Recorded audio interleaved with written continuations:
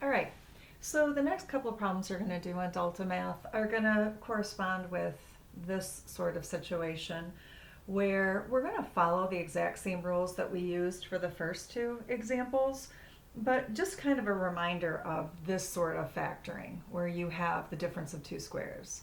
So step one was to factor the denominators. So good news, this one's already factored. This one can be factored. And I want to just kind of talk off to the side about this for a second. Let me just remind you of something. Remember how we talked about this really could be written as x squared plus 0x minus 64? And if we did our little t-chart thing, x times x gives me x squared. And then we need two things that multiply to give me 64. And in these problems, there's a hint. 8 times 8 gives me 64. So when I multiply on the diagonals, I need the middle term to drop out, which would mean one of these has to be positive and one of these has to be negative. And we got to the point after we practiced this enough that this kind of factoring should be a little bit quicker than having to think through this every time, that if we have two perfect squares and there's a subtract between them, that's how they factor. So this actually factors as x plus 8, x minus 8 times x minus 8. So step one, factor the denominators. Step two was to find the common denominators. So we're going to use x plus 8 once. And then we have another x minus 8 that we need to include in both fractions.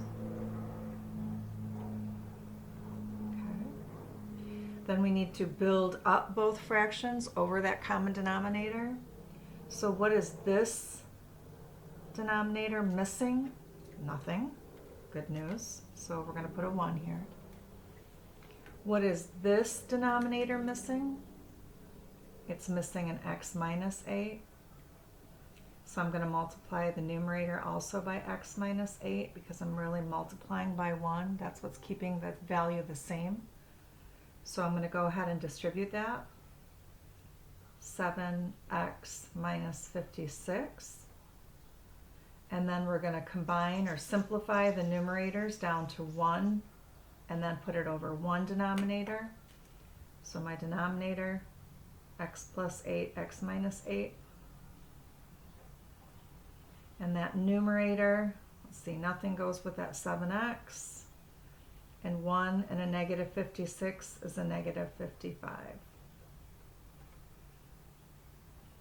Okay, last example.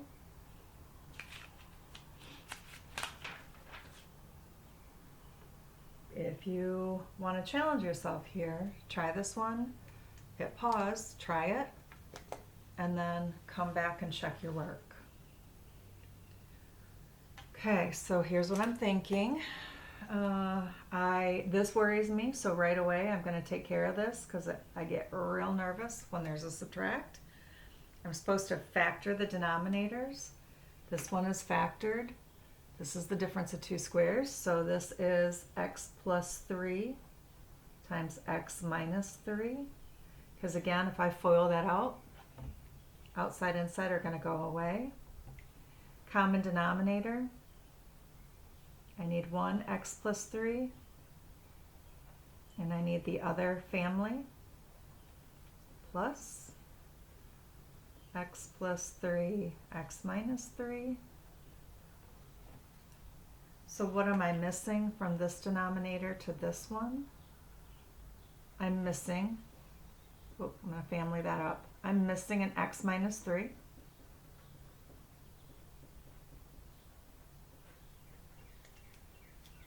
You ready to FOIL that to bring it down?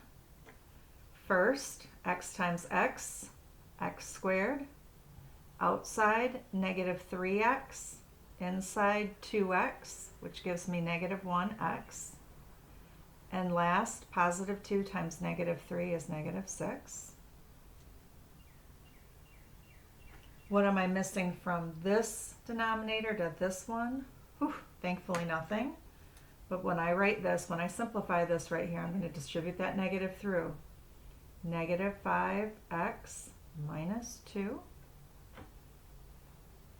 Now I'm going to combine the numerators and write them over one denominator. So I have x squared, that nothing combines with that. I have a negative 1x and a negative 5x, that gives me a negative 6x.